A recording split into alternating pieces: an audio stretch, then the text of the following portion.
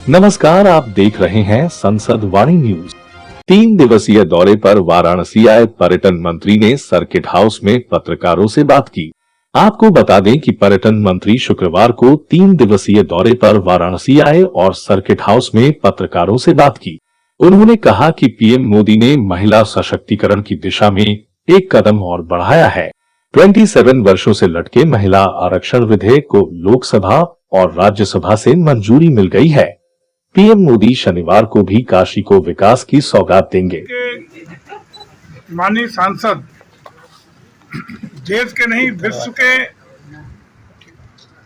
बड़े नेता, जिनकी विश्व शिखर पर पटल पर आज सबसे ज्यादा लोकप्रियता है, ऐसे देश के प्रधानमंत्री आदरणीय मोदी जी कल काशी की पवित्र धरती पर, विश्वनाथ बाबा की धरती पर अपने निर्वाचन क्षेत्र में आ रहे हैं, आपके बीच में आ रहे हैं।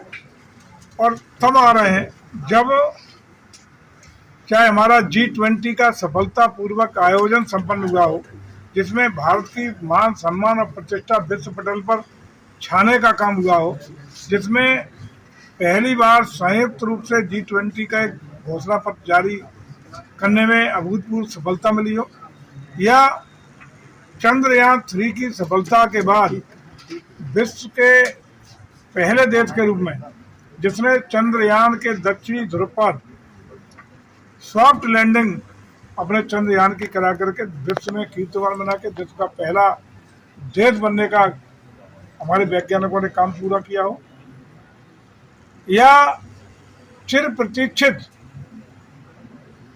नारी सशक्तिकरण के लिए, महिला सशक्तिकरण के लिए, मातृ शक्ति के सशक्तिकरण के लिए जो बिल प्रस्तुत हुआ, उसमें उनकी राजनीतिक भागीदारी का मार्ग प्रशस्त हुआ है, उसको सफलतापूर्वक आदरणीय मोदी जी ने उस बिल को पास कराने का काम हो। तीनों कामों के करने के बाद कल काशी की धरती पर पधारेंगे।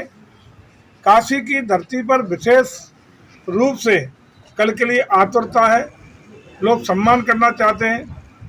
आदरणीय मोदी जी को नए कलेवर में कल उनके दर्शन करके धन्य होना चाहते हैं, धन्यवाद ज्ञापन करना चाहते हैं। जिस तरीके से भारत की छवि विश्व पटल पर उभर के एक नए कीर्तिमान की ओर बढ़ रही है, आदरणीय मोदी जी का जो सपना है महिला आरक्षण को लेकर जिस तरीके से बातें सामने आ रही है, भारतीय जनता पार्टी में कितनी प्रतिशत महिलाएं हैं जो चुनाव लड़ेंगी? तो 33% आरक्षण हम लोग दे रहे हैं। 33% आरक्षण देने का काम किया है, वो दलगत आधार पर बिल नहीं है, कुल सीटों का 1/3। ये जानना चाहते हैं कि भारतीय जनता पार्टी में महिलाएं हैं कि नहीं चुनाव लड़ने लायक? महिला नहीं हो तो कहाँ लड़ेंगी?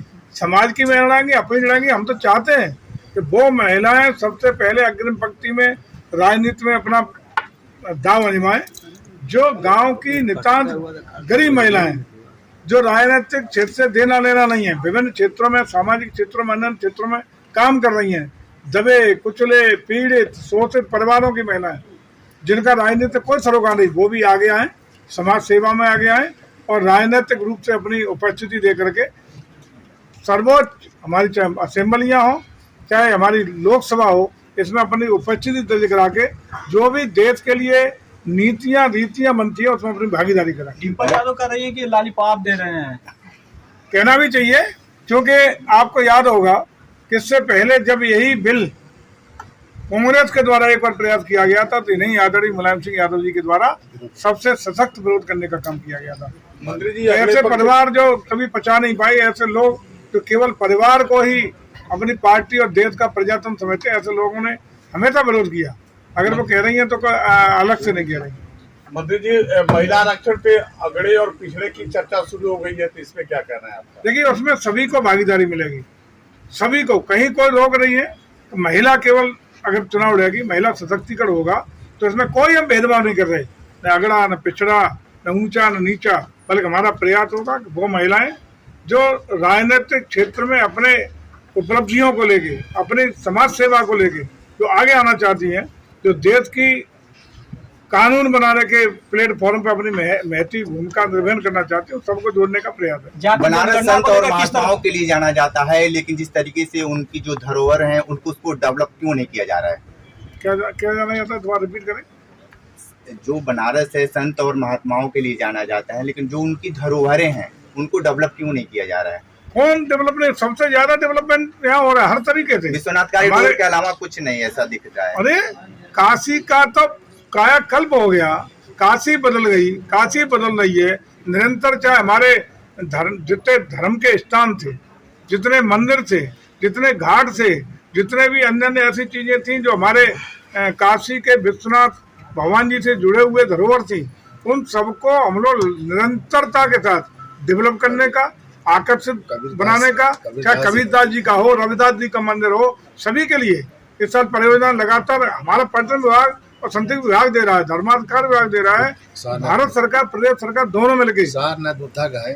मंत्री जी बहुत सर्किट हो, कोई भी सर्किट हो। मंत्री जी, काशी में अयोध्या भी बसता है रामनगर के रूप में, जहाँ विश्व प्रसिद्ध रामलीला होती है, और कोई भी ऐसा स्थान जो काशी में जहाँ लोगों की मान्यता है, जहाँ लोगों का आवागमन है, जहाँ सरकार पर्यटक विश्व आते हैं, प्रसिद्ध रामलीला के लिए क्या कुछ अलग से करने जा रही है? वो हेरिटेज रामलीला है। जो रामलीला के मैदान काशी में है, उन सबको हम लोग पूरा व्यवस्थित करने के लिए, उनको सुसज्जित करने के लिए, उनको मंच देने के लिए पूरी तरह कटिबद्ध है। आप चिन्हित करके बता दीजिएगा अगर ऐसी कोई रामलीला का मैदान हो, रामलीला के लिए सरकार ने पहल किया राजा परिवार से कि हम चाहते हैं कि उसमें कुछ सहयोग करें, उन्होंने मना कर दिया।